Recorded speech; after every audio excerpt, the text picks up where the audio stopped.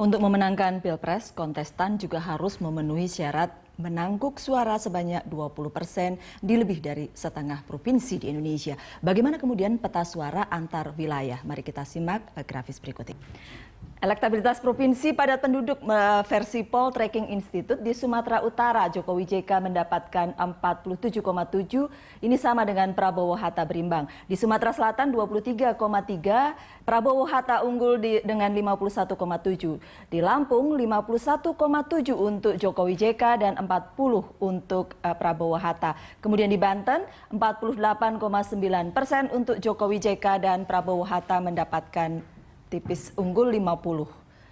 Bagaimana kemudian di DKI Jakarta? Jokowi JK mendapatkan 48,3%. Sementara Prabowo Hatta unggul tipis di 50%. Di Jawa Barat, Jokowi JK mendapatkan 43,2 dan Prabowo Hatta mendapatkan 48,4, masih unggul Prabowo Hatta. Di Jawa Tengah, Jokowi JK unggul dengan 55,4% dan Prabowo Hatta 31,8. Di Jawa Timur, saat ini Jokowi JK juga unggul 50,6% dan Prabowo Hatta 36,3%. Sementara di Sulawesi Selatan, unggul agak jauh. Jokowi JK dengan 56,9 dan Prabowo Hatta 15,3%. Ini dari Poll Tracking Institute. Masih agak beberapa minggu lalu sebenarnya ya ini ya, bukan seminggu lalu, bukan sekarang ini. Sebelum kita ke bicara wilayah tadi, kita bicara soal bagaimana mobilisasi itu terlihat di survei. Kalau Mas Bambang dulu. Kita lihat sekarang ini memang ada kecenderungan bahwa pemilih partai tertentu seperti PDIP, pemilih PDIP akan cenderung 75% itu memilih Jokowi. Kemudian pemilih Gerindra itu 65% memilih Prabowo Hatta. Ini partainya loyal gitulah ya. Ini seolah-olah menggambarkan bahwa ada mesin partai di situ telah bekerja. Tapi sebetulnya belum tentu. Ini semacam kesetiaan saja dari masyarakat pemilih partai itu untuk mau memilih itu. Tapi apakah ini mencerminkan satu gerak partai atau tidak? Kita harus melihat di lapangan. Betul-betul melihat di lapangan. Saya khawatir bahwa calon yang sekarang ini diunggulkan, katakanlah misalnya Jokowi JK ini, justru terlalu terlena di wilayah-wilayah tertentu. Karena saya juga turun ke lapangan di sejumlah daerah di pelosok itu di wilayah-wilayah basis PDI Perjuangan. PDI Perjuangan ini malah terlihat santai. Nah ini. Bagaimana ya, kalau teman dalam Anda? survei kita bisa membuat sebuah hipotesa mengenai mobilisasi ini dengan logika sederhana. Yang pertama misalnya kalau kita lihat data tren atau longitudinal dari Jokowi misalnya ya, yang cenderung dikatakan stagnan dari berapa bulan lalu sampai sekarang. Artinya ketika partai sudah masuk ke dalam wilayah pertarungan dengan menjadi resmi partai pendukung, berarti mereka tidak memiliki efek apapun, tidak memiliki dampak apapun. Artinya betul-betul pertarungan Pilpres ini hanya bergantung pada faktor personal branding seorang Jokowi. Lalu apa fungsi partai sebagai mesin secara elektoral begitu kan? Itu poin pertama, dan berbeda dengan Prabowo Hatta harus diakui. Walaupun ada yang mengatakan ini adalah koalisi gemuk yang luar biasa transaksional, tapi secara elektoral ketika mereka sudah menyatakan dirinya menjadi pendukung Prabowo Hatta, seketika itu juga ada faktor peningkatan elektabilitas. Hipotesanya mesin partai lebih berfungsi. Yang kedua, kita bisa dilihat juga sederhana saja. Kalau kita melihat sebuah survei ada tingkat pengenalan, tingkat kesukaan, sampai kemudian secara konatif ada intention to vote atau yang disebut dengan elektabilitas. Jokowi sampai sekarang itu jauh lebih unggul dibanding Prabowo sampai level tingkat kesukaan, walaupun tingkat pengenalan sudah sama-sama optimal. Begitupun wakil. Kalau kita ingin melihat sebagai variabel komplementer, tingkat pengenalan sudah sama-sama optimal, tidak akan bergerak lebih. Tingkat kesukaan jauh masih lebih tinggi Jokowi. Begitu pula di JK, tingkat pengenalan optimal. Pak Hatta masih harus bertarung dengan tingkat pengenalan, apalagi tingkat kesukaan. Tetapi yang menarik ketika berbicara mengenai elektabilitas itu tidak lagi menjadi linear. Artinya apa? Ada hal-hal di bawah dalam konteks mobilisasi tadi yang dilakukan, bahkan bisa membuat orang yang lebih suka oleh Jokowi mungkin belum tentu memilih Jokowi. Orang yang mungkin belum mengenal Hatta Rajasa tapi memilih pasangan Prabowo Hatta. Kira-kira ini faktor X yang menurut saya menarik, dan itu yang disebut dengan mobilisasi tadi. Bang. Silakan. Ya, ini ada yang menarik ya. Kita lihat dari kita lihat data setahun terakhir ya. Kita lihat meningkatnya elektabilitas Jokowi. Tadi Toto sudah bagus menjelaskan, itu mulai dari popularitas, dari tingkat kesukaan dan intensionalitas orang untuk memilih itu udah tercermin dari elektabilitas ya. Dan dua tokoh ini kan sudah maju dua-duanya sebenarnya. Prabowo juga sudah berkampanye lama kan. Artinya di benak publik dua orang ini mungkin akan menjadi calon presiden. Yang lain itu mungkin dianggap penggembira kan. Ada juga Pak Abu Rizal Bakri yang berusaha keras untuk beriklan, tapi kan nggak naik-naik. Maksud saya, daya tarik Jokowi adalah terletak pada sisi karakter personalitas yang dianggap ini yang menjanjikan. Dan karakter itu sebenarnya bertahan bagus ya sampai koalisi diumumkan. Terbentuk koalisi partai-partai pendukung. Nah, di sini yang tadi makna yang Toto katakan, ketika koalisi terbangun, mesin partai bergerak di kubu Prabowo, apa yang harus kita hancurkan? Hancurkan karakter pribadi itu.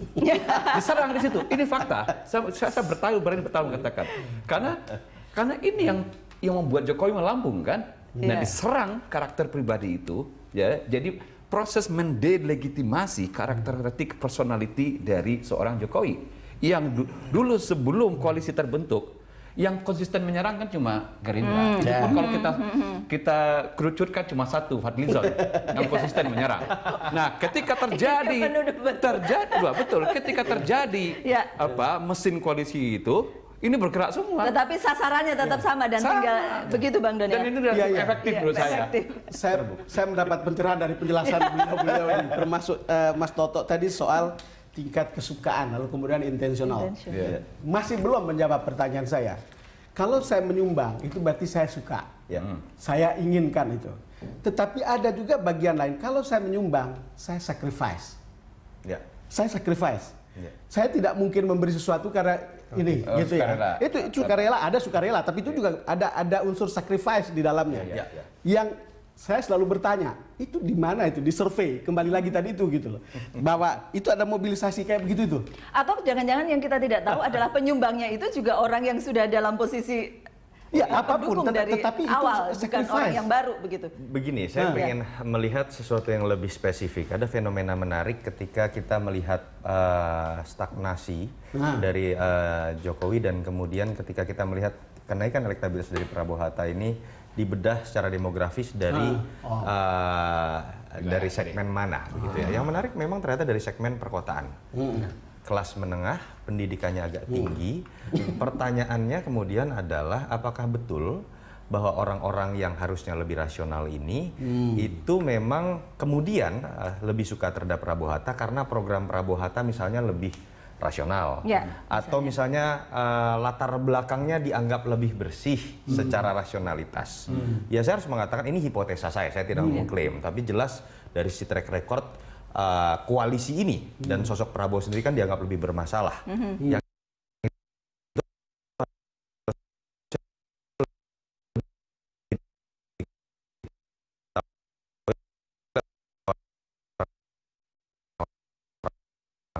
kota.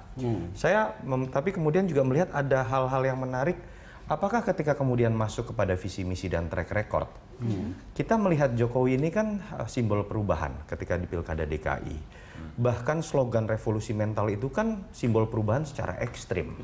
Berbicara mengenai meritokrasi, terbaik buat PNS dan segala macam, itu menurut saya sebuah langkah ekstrim. Dan itu dijelaskan dalam debat pertama. Saya curiga dan saya mencoba membuat hipotesa, orang-orang kadang-kadang begini, kita melihat segmen yang biasanya merasa tidak nyaman dengan perubahan, itu adalah segmen yang sekarang sudah berada di comfort zone. Apakah itu berarti kemudian kelas menengah artinya jangan-jangan kelas menengah tidak berani menghadapi perubahan.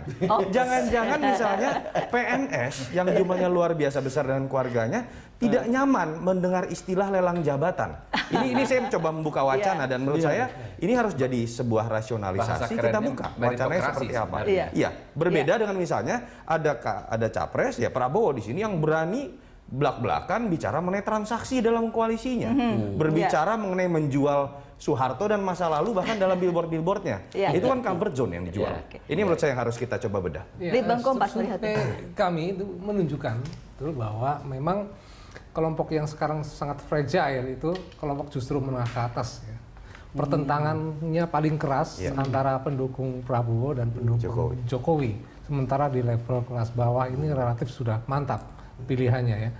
Nah ini yang kita lihat justru bisa dimaknai sebagaimana dikatakan Mas Toto tadi, bahwa kelas menengah kita ini cenderung anti perubahan, tetapi juga kita bisa maknai lebih dari itu. Berbeda, ya agak berbeda dengan saya ini. kok berpikir dalam arti begini, ini kelas menengah ke atas ini ada kelas pemain game. ya. Kelas pemain game yang mencoba sesuatu yang baru. Mas, Selalu ingin sesuatu yang baru.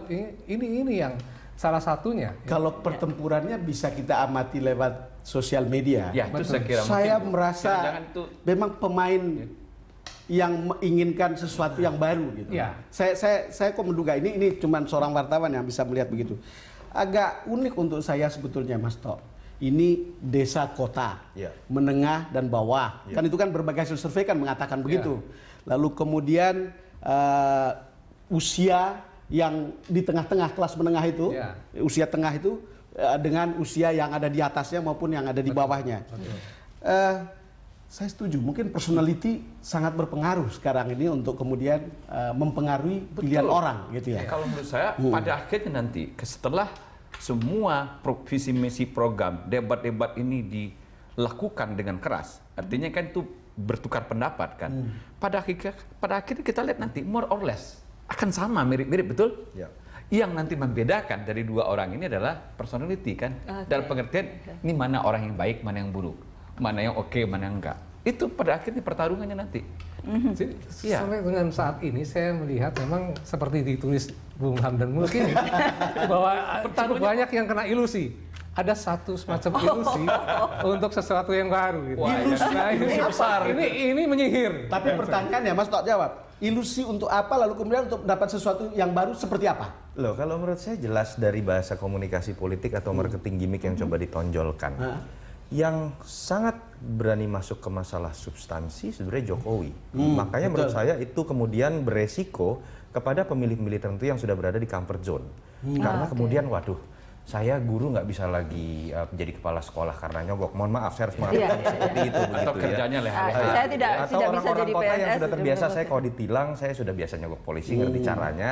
Kalau saya pengusaha, saya sudah biasa bagaimana nipu pajak. Sorry, saya harus mengatakan itu hanya lebih bisa dimengerti oleh orang-orang kota, bukan orang-orang desa begitu ya. Betul. Sementara ada satu capres lain yang berbicara mengenai imajinasi secara marketing dan itu mungkin lebih bisa dimengerti cepat dan secara emosional. Itu yang mungkin disebut sebagai ilusi. Contoh, dia bisa berpidato layaknya seorang Soekarno, tetapi di billboard dia bisa menjual wajah Soeharto. Artinya betul-betul dia ingin menjual ilusi sebesar-besar.